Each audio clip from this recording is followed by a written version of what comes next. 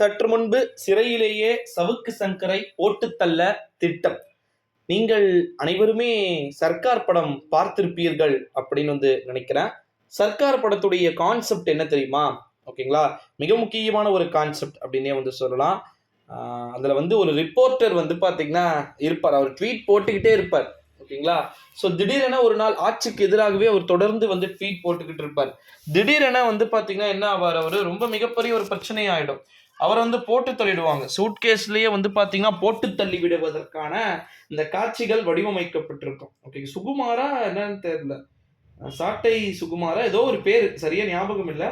அவர் ரொம்பவே ஒரு மிக முக்கியமான ஒரு விஷயம் பார்த்தீங்கன்னா தொடர்ந்து நடந்துகிட்டு இருக்கக்கூடிய ஒரு வேலையில தான் நம்முடைய தமிழ்நாட்டை பொறுத்த வரைக்கும் தற்போது திமுகவிற்கு தொடர்ந்து எதிராக குரல் கொடுத்து வந்தவர்கள்ல முதல் மிக முக்கியமான நபர். திமுகவுடைய ஆட்சிக்கே பாத்தீங்கன்னா தொடர்ந்து முட்டுக்கட்டையாக இருந்தவர் இந்த சவுக்கு மட்டும்தான். ஓகேங்களா, இந்த சவுக்கு மட்டும்தான் திராவிட முன்னேற்ற கழகத்தினரை, திராவிட முன்னேற்ற கழகத்தையே அதிகமாக அசிங்கப்படுத்திய ஒரு நபர் எனக்கு தெரிந்து உள்ளார் அப்படின்னா அது நான் சவுக்கு சங்கரை தான் சொல்லுவேன்.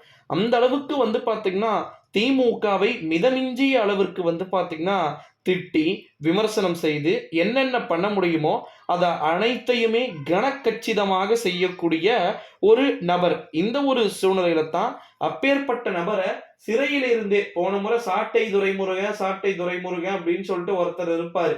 அவர் என்ன பண்ணிட்டாங்கன்னா சாட்டை துரைமுருகன் அப்படின்ற ஒரு நபரை உங்களுக்கே நேரம் தெரிஞ்சிருக்கும்னு நினைக்கிறேன். கடந்த முறை அவரை ஒரு 3 மாசத்துல இருந்து 6 மாசம் சிறையில வச்ச உடனே கிட்டத்தட்ட அவருடைய எப்படி சொல்றது அந்த ஆணுறுப்பு ரொம்ப அழகிருச்சு. அந்த மாதிரிலாம் பாத்தீங்கன்னா அவர் சொல்லி இருந்தாரு. அந்த அளவுக்கு ரொம்பவே இதுவா இருந்துச்சு அப்படின்ற மாதிரி சொல்லியிருந்த ஒரு சில சூழ்நிலையில தான் நிச்சயமா அடுத்த முறை அதற்கு அடுத்த முறை ஏகப்பட்ட விதமான மாற்றங்கள் அப்படின்றது நடக்க வாய்ப்பு இருக்கு அப்படின்னே சொல்லலாம். ஏன்னா திராவிட முன்னேற்ற கழகத்தை பொறுத்த வரைக்கும் அவர்கள் நினைத்தால் அதை செய்து விடுவார்கள். சவுக்கு சங்கர் சிறையிலிருந்து போவதற்கு முன்பு ஒரு உருட்டை தான் உருட்டி விட்டு சென்றார். எனக்கு தெரிஞ்சு டெஃபினெட்லி அதிமுக 20 தொகுதிகளை வெற்றியை பெற்றுவிடும் போல தெரிகிறது. எதில் நாடாளுமன்றத்துடைய தேர்தலில் 20 தொகுதிகளை பார்த்தீங்கன்னா அதிமுக கைப்பற்றி விடுவதற்கு வாய்ப்பு இருக்கலாம்.